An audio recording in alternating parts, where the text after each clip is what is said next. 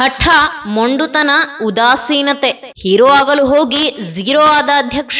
Russia Ukraine ಯುದ್ಧಕ್ಕೆ ಕೊನೆಯೇ ಇಲ್ವಾ? 24 ಗಂಟೆಗಳಲ್ಲೇ war ನಿಲ್ಲಿಸ್ತೀನಿ, ಅದು ನಂಗೆ ಸುಲಭ ಎಂದಿದ್ದ ನಾಯಕನೀಗ ಕಂಗಾಲು. ಆ ಇಬ್ಬರು ನಾಯಕರ ಆಟಾಟೋಪಕ್ಕೆ ಬೆತ್ತಲಾದ ದೊಡ್ಡಣ್ಣ.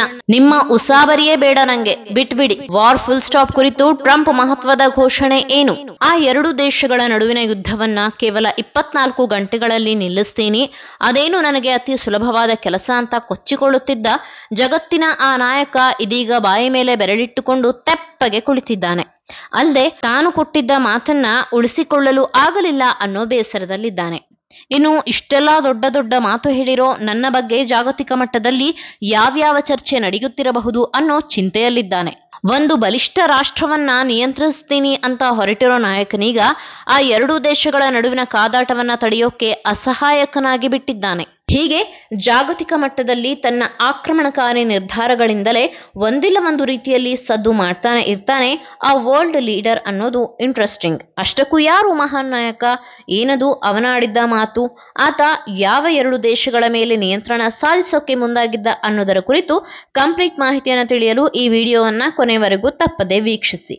ಆದ್ರೆ ಅದಕ್ಕೂ ಮುನ್ನ ನೀವಿನ್ನು ನಮ್ಮ ಚಾನೆಲ್ನ ಸಬ್ಸ್ಕ್ರೈಬ್ ಮಾಡದಿದ್ದಲ್ಲಿ ಬೇಗ ಸಬ್ಸ್ಕ್ರೈಬ್ ಆಗಿ ಪಕ್ಕದಲ್ಲಿರುವ ಬೆಲ್ ಐಕಾನ್ ಪ್ರೆಸ್ ಮಾಡಿ. ಡೊನಾಲ್ಡ್ ಟ್ರಂಪ್ ಅಮೆರಿಕದಲ್ಲಿ 2ನೇ ಬಾರಿಗೆ ಅಧ್ಯಕ್ಷ ಗಾದಿಗೆ ಏರಿರೋ ನಾಯಕ.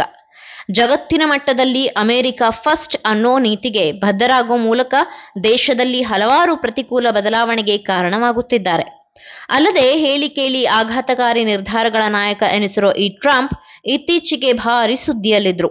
ಇನ್ನು ಜಾಗತಿಕ ಮಟ್ಟದಲ್ಲಿ ಹಲವು ದೇಶಗಳ ಮೇಲೆ ಪ್ರತೀಕಾರದ ತೆರಿಗೆ ನೀತಿ ತಂದು ಕೈ ಸುಟ್ಟುಕೊಂಡಿದ್ರು. ಆದ್ರೆ ದೊಡ್ಡಣ್ಣ ಅಂತ ಕರೆಯಿಸಿಕೊಳ್ಳೋ ಈ ಟ್ರಂಪ್ ಇದೀಗ ಹಿರಿತನದ ಕೆಲಸ ಮಾಡಲು ಹೋಗಿ ತೀವ್ರ ಮುಖಭಂಗ ಅನುಭವಿಸುವಂತಾಗಿದೆ. ಎಸ್, ಜಾಗತಿಕ ಮಟ್ಟದಲ್ಲಿ ಸುದೀರ್ಘ ಕಾಲ ಮುಂದುವರೆದಿರುವ ರಷ್ಯಾ ಮತ್ತು ಉಕ್ರೇನ್ ನಡುವಿನ ಯುದ್ಧವನ್ನ ನಿಲ್ಲಿಸುವ ಪಣ ತೊಟ್ಟಿರುವುದಾಗಿ ಹೇಳಿಕೊಂಡಿದ್ದ ಟ್ರಂಪ್ ಇದೀಗ ಇದನ್ನ ತಡೆಯುವಲ್ಲಿ ವಿಫಲರಾಗಿದ್ದಾರೆ. 24 ಗಂಟೆಗಳಲ್ಲೇ ಯುದ್ಧ ನಿಲ್ಲಿಸುತ್ತೇನೆ ಎಂದಿದ್ದ ಅಧ್ಯಕ್ಷ ರಷ್ಯಾ ಹಾಗೂ ಉಕ್ರೇನ್ ನಾಯಕರ ಜೊತೆ ಹಲವು ಬಾರಿ ಮಾತುಕತೆ ನಡೆಸಿದ್ದರೂ ಸಹ ಟ್ರಂಪ್ ಸಂಧಾನ ಫಲ ಕೊಟ್ಟಿಲ್ಲ ಅನ್ನೋದು ಅಮೆರಿಕ ಅಧ್ಯಕ್ಷನನ್ನ ಮತ್ತಷ್ಟು ಕೆರಳುವಂತೆ ಮಾಡಿದೆ.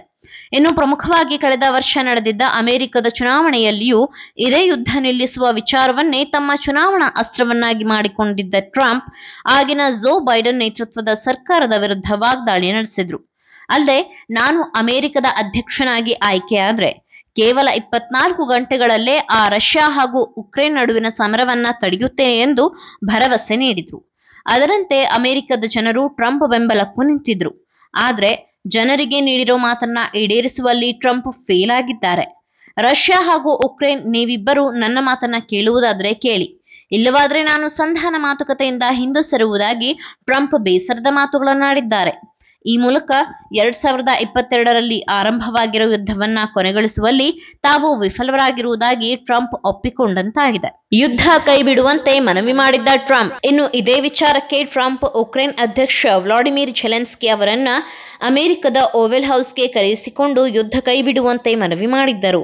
ಅಲ್ಲದೆ ಅಮೆರಿಕಕ್ಕೆ ಬೇಕಾಗುವ ಖನಿಜ ಸಂಪತ್ತುಗಳ ಒಪ್ಪಂದಕ್ಕೆ ಸಹಿ ಹಾಕು ಎನ್ನುವ ಬೇಡಿಕೆಯನ್ನ ಇಟ್ಟಿದ್ದರು. ಆದ್ರೆ ನನಗೆ ನೀವು ಯುದ್ಧದ ಈ ಸಮಯದಲ್ಲಿ ಸೇನೆಯ ನೆರವನ್ನ ನೀಡುವ ಭರವಸೆ ಮೊದಲು ನೀಡಿ, ಆ ಬಳಿಕ ನಾನು ಸಹಿ ಹಾಕುವೆ ಅಂತ ಝೆಲೆನ್ಸ್ಕಿ ಪಟ್ಟು ಹಿಡಿದಿದ್ರು. ಕೊನೆಗೆ ಇಬ್ಬರ ನಡುವೆ ವಾಗ್ವಾದ ಆಗಿ ಉಕ್ರೇನ್ ಅಧ್ಯಕ್ಷ ಸಭೆಯಿಂದ ಎದ್ದು ಹೊರ ಹೋಗಿದ್ದರು. ಇದರ ಬಳಿಕವೂ ಆಗಾಗ ಟ್ರಂಪ್ ಇಬ್ಬರು ನಾಯಕರ ಜೊತೆ ಯುದ್ಧ ನಿಲ್ಲಿಸುವಂತೆ ದೂರವಾಣಿ ಮೂಲಕ ಮನವಿ ಮಾಡಿಕೊಳ್ಳುತ್ತಿದ್ರು. ಆದ್ರೆ ಆಗ ಒಪ್ಪಿಕೊಂಡಿದ್ದ ಇಬ್ಬರು ಅದರ ಜಾರಿಗೆ ಉದಾಸೀನತೆ ತೋರುತ್ತಿರುವುದೇ ಈ ಸಮಸ್ಯೆ ಇನ್ನಷ್ಟು ಜಟಿಲವಾಗಲು ಕಾರಣವಾಗಿದೆ. ಯುದ್ಧ ನಿಲ್ಲಿಸುವ ನಾಯಕನಿಗೆ ಟ್ರಂಪ್ ಆಘಾತ. ಇದಕ್ಕೂ ಮುನ್ನ ಕೆಲ ದಿನಗಳ ಹಿಂದಷ್ಟೇ ರಷ್ಯಾ ಹಾಗೂ ಉಕ್ರೇನ್ ನಡುವಿನ ಸಮರ ಕೊನೆಗೊಳ್ಳುವ ಸಮಯ ಬಂದಿದೆ ಎಂದು ಅಮೆರಿಕ ಅಧ್ಯಕ್ಷ ಡೊನಾಲ್ಡ್ ಟ್ರಂಪ್ ವಿಶ್ವಾಸ ವ್ಯಕ್ತಪಡಿಸಿದ್ದರು. ನಾನು ರಷ್ಯಾ ಅಧ್ಯಕ್ಷ ವ್ಲಾಡಿಮಿರ್ ಪುಟಿನ್ ಅವರೊಂದಿಗೆ ನಡೆಸಿರುವ ಮಾತುಕತೆಯು ಆಶಾದಾಯಕವಾಗಿದೆ. ಅಲ್ಲದೆ ಯುದ್ಧವನ್ನು ನಿಲ್ಲಿಸಲು ನಾನು ಪುಟಿನ್ ಅವರಲ್ಲಿ ವಿನಮ್ರವಾಗಿ ಕೇಳಿಕೊಂಡಿದ್ದೇನೆ. ಸೌದಿ ಅರೇಬಿಯಾದಲ್ಲಿ ಕದನ ವಿರಾಮಕ್ಕೆ ಸಂಬಂಧಿಸಿದಂತೆ ನಡೆದಿದ್ದ ಒಪ್ಪಂದದ ಬಗ್ಗೆಯೂ ಮಾತನಾಡಿದ್ದೇನೆ. ಅವರು ಯುದ್ಧಕ್ಕೆ ಪೂರ್ಣ ವಿರಾಮ ಘೋಷಿಸುವ ಕುರಿತು ಒಲವು ವ್ಯಕ್ತಪಡಿಸಿದ್ದಾರೆ ಎಂದು ಟ್ರಂಪ್ ತಮ್ಮ ಸಾಮಾಜಿಕ ಜಾಲತಾಣ ಟ್ರುತ್ನಲ್ಲಿ ಪೋಸ್ಟ್ ಮಾಡಿದ್ದರು. ಅಲ್ಲದೆ ಉಭಯ ರಾಷ್ಟ್ರಗಳ ನಡುವಿನ ಯುದ್ಧಕ್ಕೆ ತೆರೆ ಎಳೆಯುವ ಸಂದರ್ಭ ಎದುರಾಗಲಿದೆ. ಆದರೆ ನಾವು ಯುದ್ಧವನ್ನ ನಿಲ್ಲಿಸಲು ಯೋಚಿಸುತ್ತಿರುವ ಈ ವೇಳೆಯಲ್ಲಿಯೇ ರಷ್ಯಾ ಸೇನೆಯು ಉಕ್ರೇನ್ ಸೈನ್ಯವನ್ನ ವಶಪಡೆಯಲು ಮುಂದಾಗಿರುವುದು ದುರಾದೃಷ್ಟ ಎಂದು ಬೇಸರ ಹೊರಹಾಕಿದ್ದರು. ಇದನ್ನೆಲ್ಲ ಗಮನಿಸಿಯೇ ನಾನು ಉಕ್ರೇನ್ ಸೈನಿಕರನ್ನ ರಕ್ಷಣೆ ಮಾಡುವಂತೆ ಮನವಿ ಮಾಡಿದ್ದೇನೆ ಎಂದು ಟ್ರಂಪ್ ತಿಳಿಸಿದರು. ಅಲ್ಲದೆ ಜಾಗತಿಕ ಮಟ್ಟದಲ್ಲಿ ನಡೆದಿದ್ದ 2ನೇ ವಿಶ್ವ ಯುದ್ಧದ ಬಳಿಕ ನಡೆದಿರುವ ಅತಿ ದೊಡ್ಡ ಮರಣ ಮೃದಂಗ ಇದಾಗಿದೆ. ಇದರಲ್ಲಿ ಹತರಾದ ಎಲ್ಲ ಸೈನಿಕರ ಆತ್ಮಕ್ಕೆ ಶಾಂತಿ ದೊರಕಲಿ ಎಂದು ಅವರು ಪ್ರಾರ್ಥಿಸಿದ್ದರು. ಇನ್ನು ಮಹತ್ವದ ಬೆಳವಣಿಗೆಯೊಂದರಲ್ಲಿ ಟ್ರಂಪ್ ಸಂದೇಶದ ಜೊತೆಗೆ ಆಗ ಮಾಸ್ಕೋಗೆ ಆಗಮಿಸಿದ್ದ ಅಮೆರಿಕದ ವಿಶೇಷ ರಾಯಭಾರಿ ಸ್ಟೀವ್ ವಿಟ್ಕಾಫ್ ಅವರು ಯುದ್ಧಕ್ಕೆ ಪೂರ್ಣ ವಿರಾಮ ನೀಡುವ ನಿಟ್ಟಿನಲ್ಲಿ ರಷ್ಯಾ ಅಧ್ಯಕ್ಷ ವ್ಲಾಡಿಮಿರ್ ಪುಟಿನ್ ಹಾಗೂ ಹಿರಿಯ ರಾಜತಾಂತ್ರಿಕ ಅಧಿಕಾರಿಗಳ ಜೊತೆ ಚರ್ಚೆ ನಡೆಸಿದ್ದರು. ಯುದ್ಧದಿಂದ ಎರಡೂ ರಾಷ್ಟ್ರಗಳ ಮೇಲೆ ಭವಿಷ್ಯದಲ್ಲಿ ದೊಡ್ಡ ಪರಿಣಾಮ ಬೀರಲಿದೆ. ಹೀಗಾಗಿ ಯುದ್ಧ ನಿಲ್ಲಿಸುವುದು ಸೂಕ್ತ ಅಂತ ವಿಟ್ಕಾಫ್ ಪುಟಿನ್ಗೆ ಕಿವಿಮಾತು ಹೇಳಿದರು. ಇನ್ನು 30 ದಿನಗಳ ಕದನ ವಿರಾಮದ ಬಗ್ಗೆಯೂ ಸುದೀರ್ಘ ಮಾತುಕತೆಯ ಬಳಿಕ ಅಂತಿಮವಾಗಿ ಷರತ್ತುಬದ್ಧವಾಗಿ ಪುಟಿನ್ ಉಕ್ರೇನ್ ಜೊತೆಗಿನ ಕದನ ವಿರಾಮಕ್ಕೆ ಒಪ್ಪಿಗೆ ಸೂಚಿಸಿದ್ದರು.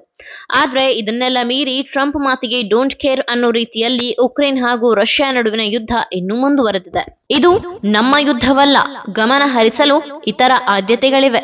ಇನ್ನು ಇದೇನು ನಮ್ಮ ಯುದ್ಧವಲ್ಲ, ನಾವು ಗಮನ ಹರಿಸಲು ಇತರ ವಿಚಾರಗಳಿದೆ. ಶಾಂತಿ ಒಪ್ಪಂದದ ಮಧ್ಯಸ್ಥಿಕೆ ವಹಿಸುವ ತನ್ನ ನಿರ್ಧಾರವನ್ನ ಅಮೆರಿಕ ಮರುಪರಿಶೀಲಿಸಲಿದೆ ಅಂತ ಯುಎಸ್ ವಿದೇಶಾಂಗ ಕಾರ್ಯದರ್ಶಿ ರೂಬಿಯೋ ಅವರು ರಷ್ಯಾದ ವಿದೇಶಾಂಗ ಸಚಿವ ಸೆರ್ಗೆ ಲಾವ್ರೋವ್ ಅವರಿಗೆ ತಿಳಿಸಿದ್ದಾರೆ. ಅಮೆರಿಕ ಅಧ್ಯಕ್ಷ ಡೊನಾಲ್ಡ್ ಟ್ರಂಪ್ ಅವರು ರಷ್ಯಾ ಮತ್ತು ಉಕ್ರೇನ್ ನಡುವೆ ಶಾಂತಿ ಸ್ಥಾಪಿಸಲು ಮಾಡುತ್ತಿರುವ ಪ್ರಯತ್ನವನ್ನ ಬಹುಬೇಗನೆ ಕೈ ಬಿಡಬಹುದು. ಒಂದು ವೇಳೆ ಶಾಂತಿ ಒಪ್ಪಂದ ಮಾಡಿಕೊಳ್ಳಲು ಸಾಧ್ಯವಾಗುವಂತಹ ಸ್ಪಷ್ಟ ಸೂಚನೆಗಳು ಸಿಗದಿದ್ದರೆ ಕೆಲವೇ ದಿನಗಳಲ್ಲಿ ಅವರು ಈ ನಿರ್ಧಾರ ತೆಗೆದುಕೊಳ್ಳಲಿದ್ದಾರೆ ಎಂಬ ಮಾರ್ಕೋ ರೂಬಿಯೋ ಅವರ ಹೇಳಿಕೆಯು ಇದೀಗ ಜಾಗತಿಕ ಮಟ್ಟದಲ್ಲಿ ಮಹತ್ವ ಪಡೆದುಕೊಂಡಿದೆ.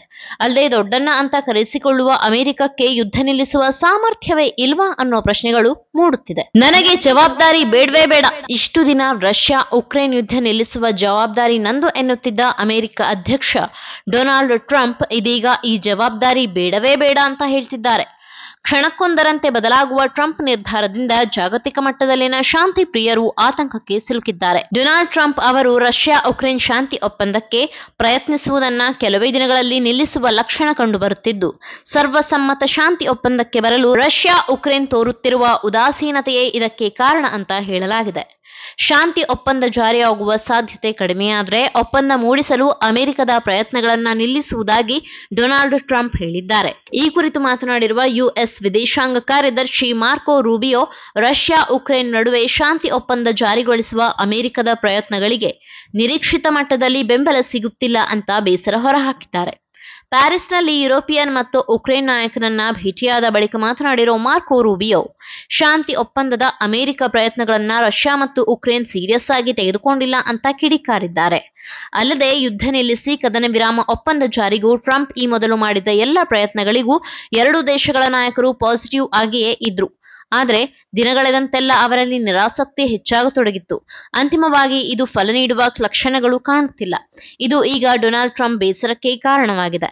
ಹೀಗಾಗಿ ರಷ್ಯಾ ಹಾಗೂ ಉಕ್ರೇನ್ ನಡುವಿನ ಯುದ್ಧಕ್ಕೆ ವಿರಾಮ ನೀಡುವ ಸಂಧಾನ ಪ್ರಕ್ರಿಯೆಯಿಂದ ಹೆಜ್ಜೆಯನ್ನ ಹಿಂದಿಡಲು ಅವರು ತೀರ್ಮಾನಿಸಿದ್ದಾರೆ. ಟ್ರಂಪ್ ಕೇವಲ 24 ಗಂಟೆಗಳಲ್ಲೇ ಯುದ್ಧ ನಿಲ್ಲಿಸುವ ಮಾತು ಆಡಿದ್ರು. ಆದರೆ ಅಧಿಕಾರಕ್ಕೆ ಬಂದು 4 ತಿಂಗಳುಗಳಿಗಿಂತ ಹೆಚ್ಚು ಸಮಯವಾದರೂ ಸಹ ಇನ್ನೂ ಕೂಡ ಇದೇ ಹರಸಾಹಸದಲ್ಲಿದ್ದಾರೆ. ಅಲ್ಲದೆ ಅಸಹಾಯಕತೆಯ ಅವರ ಈ ಮಾತು ಜಾಗತಿಕ ಮಟ್ಟದಲ್ಲಿ ಸಾಕಷ್ಟು ಚರ್ಚೆಯನ್ನ ಹುಟ್ಟುಹಾಕಿದೆ. ಒಟ್ನಲ್ಲಿ ನಾನು ಜಾಗತಿಕ ಮಟ್ಟದಲ್ಲಿ ಈ ಎರಡೂ ದೇಶಗಳ ನಡುವಿನ ಯುದ್ಧವನ್ನ ನಿಲ್ಲಿಸಿದ್ರೆ ಎಲ್ಲರ ಕಣ್ಣಲ್ಲಿ ಹೀರೋ ಆಗಲು ಸಾಧ್ಯ ಅಂತ ಟ್ರಂಪ್ ಅನ್ಕೊಂಡಿದ್ರು. ಆದ್ರೆ ಜನರಿಗೆ ಕೊಟ್ಟ ಮಾತು ಈಡೇರಿಸಲಾಗದೆ ಇದೀಗ ತಮ್ಮ ವೈಫಲ್ಯವನ್ನ ಜಗಜ್ಜಾಹೀರು ಮಾಡುವ ಮೂಲಕ ಜಾಗತಿಕ ಮಟ್ಟದಲ್ಲಿ ಬೆತ್ತಲಾಗಿದ್ದಾರೆ. ಇನ್ನು ಚುನಾವಣೆಯಲ್ಲಿ ಇವರಾಡಿದ್ದ ಮಾತುಗಳನ್ನ ಕೇಳಿ ಓಟ್ ಹಾಕಿದ್ದ ಜನ ಈಗ ಕಂಗಾಲಾಗಿದ್ದಾರೆ. ಜಾಗತಿಕ ಮಟ್ಟದಲ್ಲಿ ಪೀಸ್ ಅಂದ್ರೆ ಶಾಂತಿ ಬಯಸೋ ಶಾಂತಿ ದೂತರು ಕೂಡ ಟ್ರಂಪ್ ಅಸಹಾಯ ಮಾತಿನಿಂದ ದಿಗಿಲು ಬಡಿದಂತವರಾಗಿದ್ದಾರೆ. ಟ್ರಂಪ್ ಮೇಲೆ ಭರವಸೆ ಇಟ್ಟುಕೊಂಡಿದ್ದವರು ಸಹ ಅಸಮಾಧಾನಿತರಾಗಿದ್ದಾರೆ. ಹೀಗೆ ಖುಷಿಯಲ್ಲಿ ಚುನಾವಣಾ ಪ್ರಚಾರದಲ್ಲಿ ಜನರಿಗೆ ಮಾತು ಕೊಟ್ಟಿದ್ದ ಟ್ರಂಪ್ ಈಗ ಸೈಲೆಂಟ್ ಆಗುವ ಲಕ್ಷಣಗಳು ಕಂಡು ಬರುತ್ತಿದೆ. ಸಂಧಾನ ಮಧ್ಯಸ್ಥಿಕೆ ಅನ್ನೋ ಗೋಜಿಗೆ ಹೋಗದಿರಲು ನಿರ್ಧರಿಸಿ ಆಗಿದೆ. ಅದೇನೇ ಇರಲಿ, ನಮ್ಮ ಜೀವನದಲ್ಲಿ ಯಾವುದೇ ನಿರ್ಧಾರ ಮಾಡುವಾಗ ಹಾಗೂ ಮಾತನ್ನು ನೀಡುವಾಗ ನಾವು ಸಾಕಷ್ಟು ಬಾರಿ ಯೋಚಿಸಬೇಕಾಗುತ್ತೆ. ಅಲ್ಲದೆ ನಾವು ಮಾಡುವ ವಿಚಾರ ಎಷ್ಟರ ಮಟ್ಟಿಗೆ ನಿಮಗೆ ನಿಭಾಯಿಸಲು ಸಾಧ್ಯ ಅನ್ನೋದನ್ನ ತಿಳಿದುಕೊಳ್ಳಬೇಕಿರುತ್ತೆ. ಎಲ್ಲದಕ್ಕಿಂತ ಬೆಸ್ಟ್ ವೇ ಅಂದ್ರೆ ಏನನ್ನೂ ಹೇಳದೆ ಮಾಡಿ ತೋರಿಸುವುದು, ಅದೊಂದು ರೀತಿಯ ವಿಶೇಷ ಗೌರವವಾಗಿರುತ್ತೆ. ಆದ್ರೆ ಹೀಗೆ ಸಾರ್ವಜನಿಕವಾಗಿ ಆಡಿದ್ದ ಮಾತುಗಳು ಆಳವಾಗಿ ಜನರಲ್ಲಿ ಬೇರೂರುತ್ತೆ. ಅದಕ್ಕೆ ಸರ್ವಜ್ಞರು ಆಡದೆ ಮಾಡುವವನು ರೂಢಿಯೊಳಗುತ್ತಮನು, ಆಡಿ ಮಾಡುವವನು ಮಧ್ಯಮನು, ಇನ್ನು ಆಡಿಯೂ ಮಾಡದವನು ಅಧಮನು ಅನ್ನೋ ಮಾತನ್ನ ಹೇಳಿದ್ದಾರೆ. ಈ ಮಾಹಿತಿ ನಿಮಗೆ ಇಷ್ಟವಾಗಿದ್ದಲ್ಲಿ ಈ ಬಗ್ಗೆ ಕಮೆಂಟ್ ಮಾಡಿ, ವಿಡಿಯೋನ ಲೈಕ್ ಮಾಡಿ, ಶೇರ್ ಮಾಡಿ. ನಮ್ಮ ಚಾನೆಲ್ನ ಸಬ್ಸ್ಕ್ರೈಬ್ ಮಾಡದಿದ್ದಲ್ಲಿ ಬೇಗ ಸಬ್ಸ್ಕ್ರೈಬ್ ಮಾಡಿ. ಧನ್ಯವಾದ.